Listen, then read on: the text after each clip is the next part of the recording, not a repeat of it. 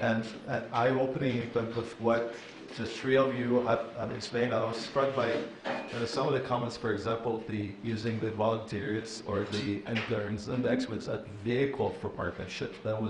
I think that's a very interesting concept that we don't think about a lot, that's innovative and interesting. And the localization issue, as well as the what I found also interesting is the competitive process, or not competitive process, because a lot of us and a lot of the local organizations struggle with this, as well as here in Canada we have this norm is, why do we have to do it this way when we know that the value add is with this partner? Transparency is extremely important, and fairness and all of that, but what about the time, the efficiency, the management, the value for money, all of these factors that are important. And I guess also the very interesting part on the private sector management of partnerships is the innovation, the ability to quickly change, quickly move the partners in times of difficulties, or be flexible that way. That's very important. But I think I'm going to let you guys ask questions or have this conversation, but one aspect of this conversation that I'm interested in hearing, maybe we'll have this conversation, or would have least at this point answered by others, is what about Canadian partnerships between Canadian NGOs or Canadian companies and NGOs, private and NGO sector partnerships? We're engaged in a couple of those currently, and I find that those are not being talked about enough, and we need to look at innovation in the sense of how we reflect on the partnership and what are we gaining from it. Because a big part for me, and I think for you too, is what are you learning from these partnerships, not only what you're giving them. Anyway, I'll stop here. Thank you so much, and I'll open the floor if anybody would like to. If you don't mind saying your name and who you're doing. I'm Robert Sauter. I'm an adjunct here at NPSIA. And to be honest, I wasn't sure what I would hear at this session about innovations and partnership, and I've been enchanted by the interesting things you're doing. This all sounds great. It sounds like you're empowering your local partners a lot more. You're dealing with thorny questions of accountability and so on. So sounds great. So my question may not be fair. But it really is just an honest question. So these innovations sound great. Are you seeing, or are you able to measure or know that these better ways of doing partnerships are having an outcomes effect at the other end? And we're in Celeste, I could think of what anybody could ask this question. So you're giving a lot more localization and empowerment. Are these organizations that you're funding being more effective? Are they making changes that you're able to measure, or is it a kind of a black box approach where this is a better way of doing it, and hopefully political change takes a long time, so we'll just see how it turns out. So I'm wondering about the other end. How are these innovations actually having an effect? Thank you very much, and luckily enough, she's the impact evaluation and learning person. So I'm sure she has a lot of answers to that. Thank you. Yep. Yeah. So I think for us, we're definitely seeing that. So a couple things. We provide flexible funding, right? Which means that organizations are able to, the funds that we're supporting are able to do more of the grant making that they're doing. So as we said, the scale is bigger, but also are able to use the money for their own institutional strengthening priorities, right? So some of the organizations will say, in order to now be able to absorb more money, we kind of need to invest in our tech or finance systems or whatever, and they're able to make that call. So I think we see it as twofold. Like on the one hand, we're strengthening and we're seeing results in terms of institutional strengthening of the funds themselves, and therefore kind of strengthening the feminist funding architecture, if you want, which is good. And then also the organizations that they're able to support are doing really critical work. And it's really varied in terms of the types of work that is done. Some of it is service provision, some of it is advocacy work, some of it is around documentation of human rights violations. So I think we're seeing it on both ends, like both in terms of the the funds themselves and what they're able to do with the flexible funding, but also in terms of the partners that they're supporting sort of downstream. If that makes sense. Thank you. Would you like to add? Yeah, for sure. And I can give a project manager response, which is, our monitoring and evaluation is one way that we track this in terms of the impact that we're having in the work that we're doing. So to share, a lot of projects obviously have their baseline study. Some also do a midline and an end line. I can share in our GREAT program, we did a rolling baseline approach, and that means while we did collect that initial data on what was happening on the ground, we did not kind of lock that data in until a little bit further on to the implementation, because that is when we really narrowed down on the partners and beneficiaries that we're working with. So having a rolling baseline approach allows for that. Taking a pulse check in the middle of the project, and then having those end results reported as well. You can kind of see the trajectory in terms of our reach. But really also to say, the programs that I spoke about today, these are really actually long programs, and they're built to be sustainable and to hopefully be continued. In Indonesia, for example, our Mampu project, our Mampu ended up being probably 8 to 10 years, and then when that project closed, opened up into a new program called Inclusi. We were also successful in that contract, so now we're implementing Inclusi for 5 years. Inclusi then has an opportunity to extend for another 5. So the way that DFAT Australia operates with their programs, they have a 5-year length and then an option period of another 5 years. If everything is going well into plan, generally you get another 5 years to work on that program. So that gives you a lot of time to build those relationships with the partners that you're working with and to build that capacity, and then to also continue that throughout these programs. They're not meant to end really. If there's no official contract again at the end, we're handing back over to the donor government to have that as part of their portfolio of work. So we're able to see that built capacity and see some really amazing results. In Indonesia, for example, our teams worked on the policy to end child marriage, and that was through local partners advocating to governments. So we can see some of those impacts. It's a great question, but. Just briefly, if I can. What I heard and what I really appreciate as an innovation is that in addition to effectiveness and efficiency is a third E, and that's ethics. And I think the starting point is this decolonial, decolonizing development lens that is so important, and it's really changing, I think, how we think about development and ownership and power relations. And to me, there's so much value in that, and it inspires me to try to do research better and try to change those power dynamics too. So it's adding to efficiency and effectiveness in an important way. I have one theory, but I'll let you go. Yeah. Thank you very much. I'm Evan Hu. I'm with the School of Public Policy at University of Calgary, and formerly I year CCARPS in Asia, and before that I was with the CIA and GAC, and that's knowing Coldwater well from our parent days. But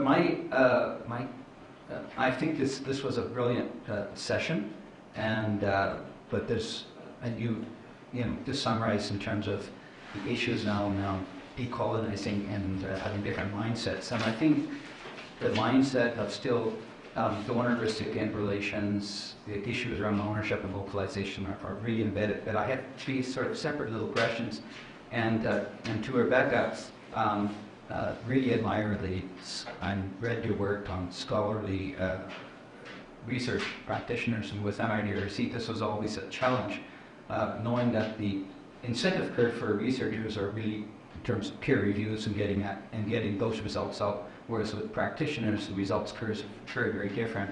And so with projects there were a lot of sort of different sets of expectations. And one of the things that I think was really important in those programs was how you actually engage not just local researchers, but having the ownership of local researchers, and particularly today where many of what we call local researchers have far greater capacity than we and actually learning from that. And I think the capacity building needs to be on our side.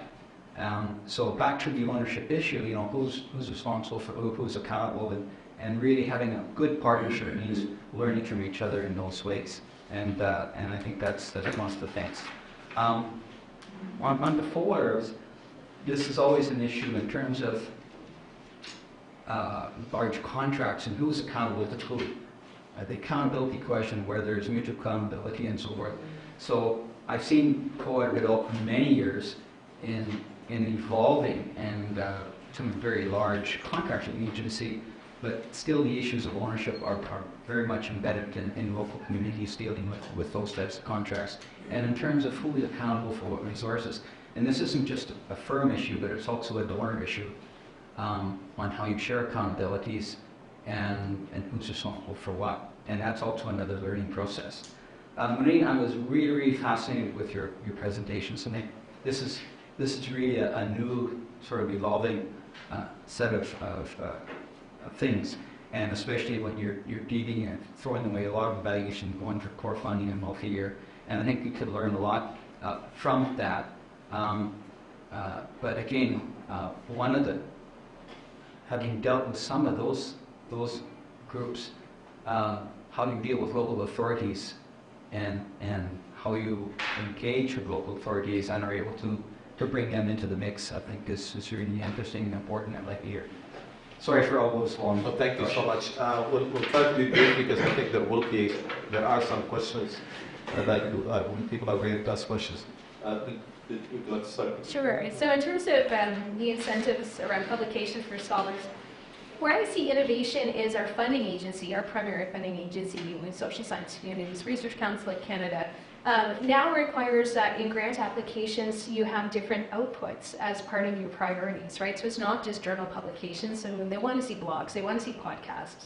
So that's changing, and I think universities are now being pushed and encouraged to value those different kinds of outputs. So there is change happening, but I agree that is it's a process and it's something that has to be dealt with still.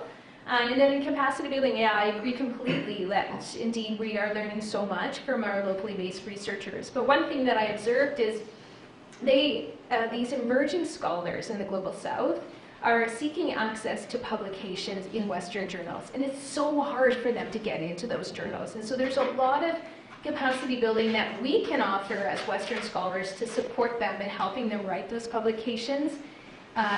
Sole authorship, I think, is really important for them too, and I think that's a shift in ownership that's going to change. And I'm trying to move in that direction with some things and do more on that.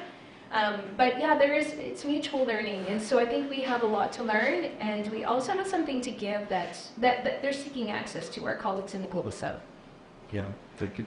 How about if we continue? Yeah, sure. I mean, I think the question of dealing with local authorities is a really interesting one, especially in this space where a lot of our partners, depending on what they're working on, dealing with a local authority puts their own safety and security at risk, right? So we have a mix of partners. Like we have some partners where if you're, as we mentioned, like an LGBTQI organization in a country where this has been criminalized, like the work that you're doing and the way in which you're engaging or not, or trying to stay under the surface is really different. And I think we try to take the lead of what folks are saying is important and is the best way to remain safe and do their work. But we also have other partners who a core part of their work is advocacy with their own government, right? And so they're using their grant to advance their own advocacy efforts and challenging things in courts, for example, et cetera, et cetera. So it really, with our portfolio, it really, really varies. And I think we tend to just take the lead of the partner and they kind of use their grants and advise in terms of safety and security.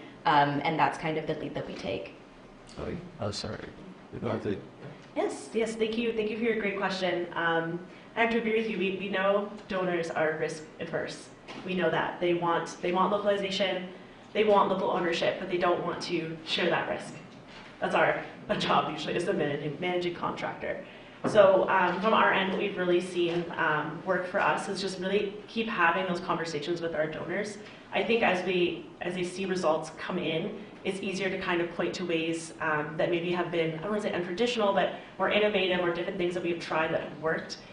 When we do those things along with all of the safeguarding and the due diligence and fiduciary assessments that I spoke to in my presentation, we're building capacity, but we're also ensuring that local work, that local led work can happen kind of within the parameters, so to speak, of what the donor requires.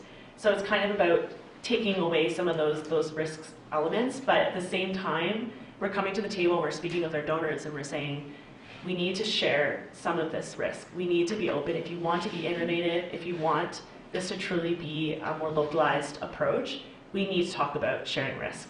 it's a really difficult conversation.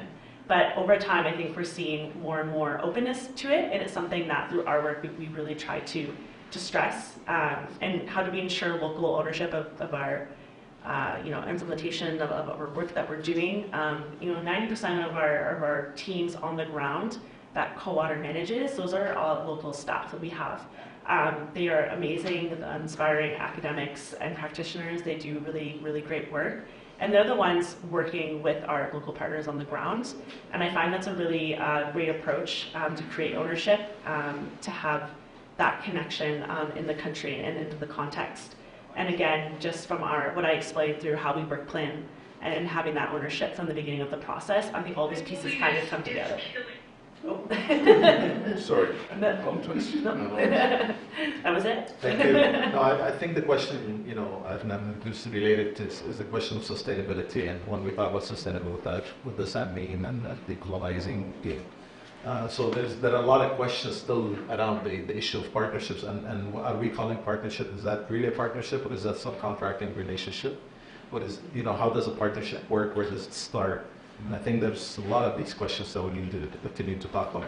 So I have this young lady here and you in the back, and please go ahead. Yeah, hi, my name is Brianna. I work for CAIDP, and I also on the CAIDP board. Oh, sorry. I work for CAIDP, and I'm also on the CAIDP board. My question might be kind of, maybe a little bit opposite to what Robert's was, because I think when we're talking specifically about managing our expectations and also about decolonization, that means that effectiveness takes a different shape, and results aren't always easily like X amount of people were reached, X amount of people were at this meeting. So I think like when we're talking about innovative partnerships, my question is, how important is it for us to be shifting our monitoring and evaluation tools from these quantitative evaluations that we know aren't capturing the bigger picture, and instead of saying, well, we're going to get everyone to fill out the survey, taking other approaches like oral storytelling or sharing circles, like how important is it that for us to move away from numeric evaluations of effectiveness and more towards like more qualitative measurements, I guess. Who would like to start? Go ahead, Mary. Happy to start. I agree with everything you just said. This is what we're thinking a lot about as the Equality Fund. Through our, what does it mean to take a feminist approach to monitoring and evaluation and learning? What does it mean to, from sort of even the start, thinking about reporting burden and ensuring that partners are not just spending their time reporting back to you, but have the time to do the work that they're supposed to be doing or intending to do. So we've tried a bunch of different things just in terms of medium. So instead of having a progress report, just having a check-in call at the midpoint, or having WhatsApp audio notes where we say these are our 4 questions and they can just respond with their 4 questions, and then we can then transcribe that through whatever system, software we use. We use a lot more qualitative data as well, much more open-ended questions. We also think it's really important to the piece on accountability is who is this information for, right? And so with the fund, something that we're doing is we're ensuring that we're sharing back the data that we're getting. So thinking of ourselves as, we have analytic capabilities at the Equality Fund. We can do some really interesting analysis on the data that we're getting. We all have, as a feminist fund community, joint advocacy objectives for more and better funding for women's rights organizations and making the case for feminist funds. And so we're collecting that kind of data, right? And so how do we share that back to the funds? How do we make sure it's accessible to them? They can use it for their own advocacy so that if they have a meeting with GAC or whoever else, they can say, look, funds have been, we have data showing that funds are really effective at reaching X, Y, and Z. And so those are kind of some of the things that we're thinking about, like our accountability both ways, sharing data back. So those are all top of mind for us. Yeah. And Kate, we're good. The one thing that I just want to add to this is there's the issue of our political masters in Canada or the funders as well. There's a lot of accountability goes that way too. Yeah. And that was one of the conversations I had with the FAST government. About the value of the money that is going and how that particular member of parliament is going to explain that so many millions of dollars only serve a small number of people. So the question of having to do the surveys, the question of having to see, coming up with innovative ways might be, we do a lot of evaluations of Medford, but also that might be for somebody, not that interesting because I want to count numbers. There's still that issue in our at home here. That is a problem for us. Sorry, go ahead. Yes, you. Yes. Okay. My name is Abby McLean. I'm a master's student at Queen's University. My question is for Rebecca, since I am in the academic sphere right now. We've talked a bit about, I guess, the tensions between donors and development agencies in terms of how a decolonial, that was what we were just kind of talking about, but I'm wondering about the tensions between academics and practitioners in terms of sometimes ideology, approaches, ways of thinking about development, and if there's, especially in the decolonial sense, about what development is, who it's for, and how those, because we've talked about, I guess, the kind of, publication tension versus the goals that the agencies must meet, but I'm wondering if there's more of a theoretical or ideological tension as well. Just quickly to respond to that, yeah, I think there are definitely tensions. I was thinking about this before presenting, and one of the things that I reflect on is that I gravitate to organizations that are learning organizations. So I work with practitioners who are actually quite keen to be reflective. We're interested, I'll give an academic presentation and they'll come and they'll think about a post-colonial analysis, or they're really trying to learn and do things differently. They have their own tensions in terms of what they can do, and that comes back to that earlier question, right, about managing different expectations, and what we want to do, what practitioners want to do may not jive with what the funder tells them they can do. But there is, I think, amazing work that's being done, even Global Affairs Canada. They now have a feminist gender equality and empowerment measurement tool which checks those boxes, and there are other feminist. Okay. Thank you. Your questions are hard to answer. Yeah. Thank you. For lack of time, I won't say too much, but Nalini Andrade, I lead the International Development Institute at Humber College. And so, Rebecca, you mentioned, you spoke a lot about these different terms, including undertakings and other things, and I was wondering, the challenge we're facing is that when we're trying sort of a more local participatory approach, often the differences in funder requirements cause us more problems because this blurred in terms of ethical, compliance, accountability. So, for example, with a partner who work with other funders who are more flexible, when we are forced to impose very strict rules, they perceive financial compliance as a lack of trust. And so, we try to models, we try to triangular cooperation model where we're completely handing off ownership to the partner. We're trying a second model where, I'm in Bhutan currently, I'm posted there, again, to build institutional capacity and leave, but we keep having to come back and intervene because of the, these differences. And so I was wondering if this comes up in your research. And to you, Marie, just curious, you mentioned the participatory approach and half of the institutions leaving, and I was wondering, they choose not to take the funding because they did agree to the terms, or they thought, okay, we have enough of funding, and therefore we choose not to participate. And if you choose not to work with a fund going forward, what's the process of, is it a participatory approach where you eliminate partners? Thank you. Yeah, sorry. So I would say I just haven't worked on those kinds of projects where that sort of challenge exists. SSHRC makes it much easier to do that kind of research, and that's where I've invested my time. But as a researcher, what I would do is I would interview two colleagues here and say, how are you managing this? And what are some of the, what are you doing to make that work? Those are real challenges that I know of, just don't encounter. And yeah, just on the funds, so the half that stepped back, so that was So it was interesting. Funds took kind of different approaches in their decisions to step up or step back. A lot of them had conversations at like regional levels, saying, okay, there's maybe 4 or 5 funds in our region. Which one of us kind of feels like is meeting the criteria and needs it the most right now? So most of them stepped back because they felt that they didn't need it right now. And so they knew that there was going to be in 2 years another round of funding. Some of them were like, we have money from GAP through the WVL project, for example. So we don't want to step up because there are other funds that don't have sort of these kind of resources. Others were just thinking, you know, others, yeah, so it was mostly in terms of an assessment of their own needs vis-a-vis others within the community, so really taking like a community approach and having a lot of conversations within sort of sub-regions around which fund in our region is kind of best positioned or in most need kind of in this moment.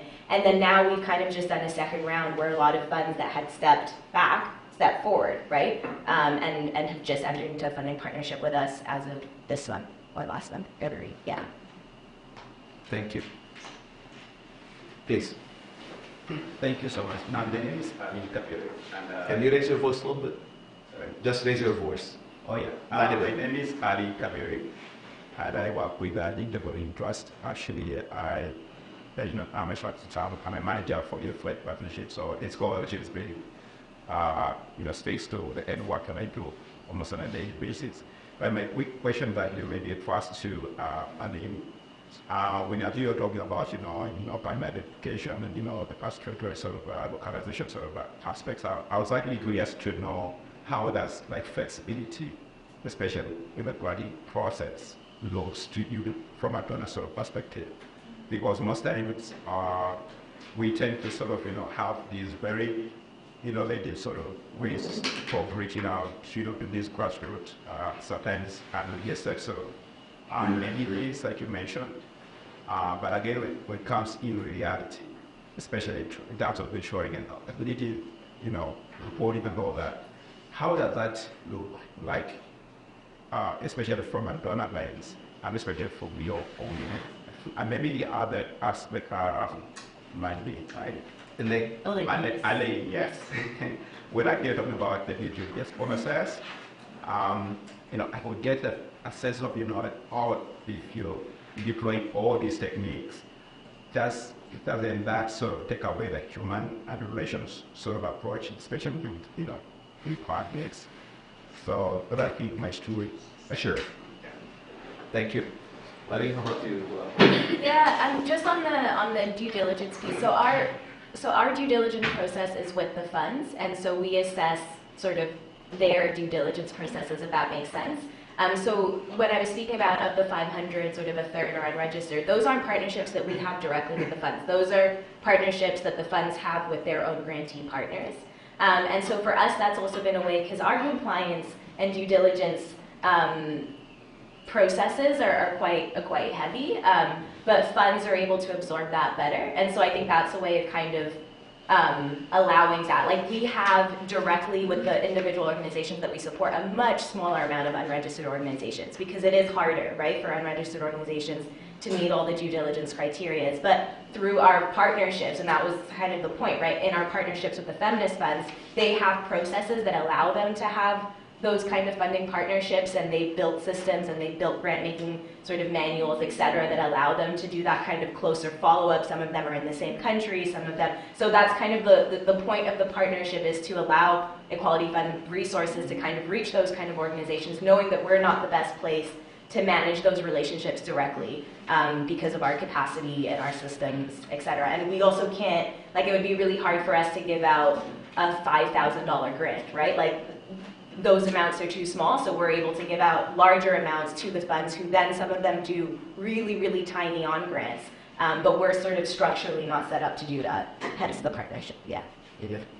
And sorry, if I understand the question correctly, it's a question around if some of the processes and tools that I spoke about take away from the human approach. The human sort of approach, but also, sometimes, building partnership, there's also an aspect of the relationship Yeah. And especially if you do something, you can, bring out all these sort of high-level kind of approach, where that cannot take away, partnership are supposed to be mutual. Yes.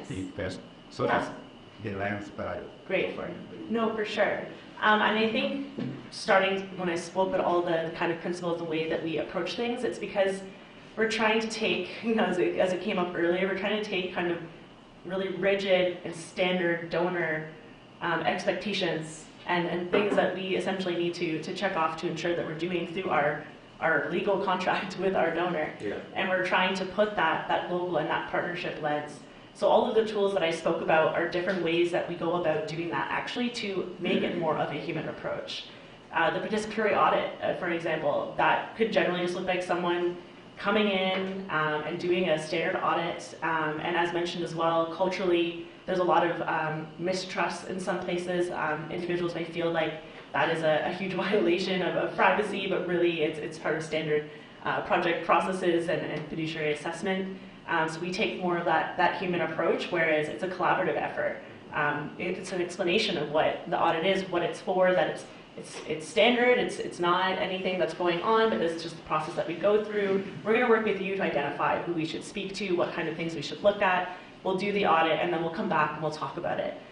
So it's kind of, and even for the Reflect and Refocus workshops, that is an additional tool that we use to bring all of our partners together, to build that feeling of partnership, to have ownership of our work and our program, to build that among the partners, to have them have peer-to-peer learning, opportunity to speak to one another. And it's not maybe as rigid as I might have described or how it sounds. A lot of the time it's probably around this time of year, around Lunar New Year in Vietnam, around Tet. We use it as a chance to celebrate the closing of a year. And so there's really that human approach and aspect to it as well. So it might not come off that way, presenting all of these tools in kind of the way that I do, but it is actually very much our human, so to speak, touch on some of these things that we have to do as part of the program. But it is challenging, no matter how you slice it. You still have those reporting criteria that you have to go by. And how do you soften it in a way that you tell your partner, well, it's not personal, but whoever is paying requires us to do this, but also it's that negotiation, it's that conversation. There's an understanding, I think, but it has to come. That conversation has to come about in the right way. Yeah. And we see success when it comes from our local team on the ground, working with those partners and giving those explanations and answering those questions and having that open dialogue. So they're really quite not sure where things are coming from. They can reach out to someone in our local office and have that conversation. I think that's one of the localization, not just how you. It's also how you do this, how your team does this, because there are cultural aspects. Even when we're talking about I've had to deal with scholars in the Middle East and North Africa, and a big part of the problem was you would only a recognized scholar if you publish in the Western publications, peer-reviewed publications. Well, language was a major barrier. That was one big factor. These guys could not publish, even the most brilliant of them could not, for different reasons. So there are still issues, that are reality. But I think the trend is going in that direction, or we're having these conversations, and people are trying to make the difference and change, but it's not easy. Sorry, is there, I don't want to manipulate the conversation. Any more questions? I guess, yeah, go ahead, please. Specifically, when we're talking about a lack of trust, is there then more of a desire, because we want to have a diverse portfolio of partners that we're working with, but should we be transitioning to maybe reducing that diversification and moving from partnerships to relationships? Because if we're initiating grant programs or programs that involve working with different local organizations, then should we be prioritizing going back to those same organizations and building years-long relationships rather than focusing on diversifying what our partnership looks like? Kind of transition to partnership to relationship, is that an important step? If I can answer, yeah. I think actually that relationship building is intrinsically part of that partnership. And as I explained, especially when we have the opportunity, when donors set up programs to be longer term, I know I'm not talking about length specifically, but just a sustainable program, it does create that opportunity. We have the same staff on Great right now. We finished a 5-year period. We had an additional 1-year extension. Now we have another 5 years. We're looking at 11 years of implementing with the same partners. We have a lot of our senior leadership who are women, who are in the Hanoi office, who will be working with these partners all throughout. Those relationships are there. So it's hard to articulate and show you kind of what that looks like, but on the ground, that's really what we're working towards and what we're trying to have. I just wanted to add that this is also a space for public policy advocacy work that needs to be done, and not all organizations do public policy advocacy, but some do, and this is a really great example of how we need to advocate for foreign aid programming to not be at the whim of the government of the day, right? It should be separate, it should be sustainable, it should be longer term, the funds should be not 3 to 5 years. In a good day, they should be 15 to 20 years with longer relationships with. So I think your point's a good one. I think it's just about, it's a different kind of approach that also needs to be taken in the work that we as a community do as well. Yeah, thank you so much. And this is an extremely important point, and I think in the old days, CEDA had, those who remember CEDA, maybe had longer term projects, a lot longer than what we have now. And I wish our colleagues from GAC were here to also discuss it, because every time we're talking about something, oh, well, there's potentially a new election that's going to happen, so the whole thing stops. We have to figure out what we need to do for the next, government, and waiting on what have you. So there's a lot of these conversations that need to happen, but I also think this is part of the conversation that CAIDP is having with GAC and with other decision makers. Is to bring those points of views to them and try to make it some sort of that advocacy part make a difference in terms of the long-term programming or in terms of programming.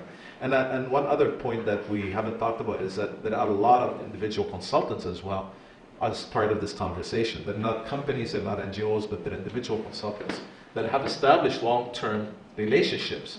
And I wish we had more time to bring some of these voices as well to this conversation. And if somebody's here who would like to talk about that, I'd be happy to take it as a last point. But if anybody wants to talk about being an individual consultant, I'm not sure if anybody here is and would like to speak a little bit about their experience of building partnerships. No? Okay. Coffee hour, we'll talk. Coffee time, yeah. All right, at lunchtime probably. Yeah. Okay, so I think that's it for our session. I really thank you so much for being here. I want to thank our panelists.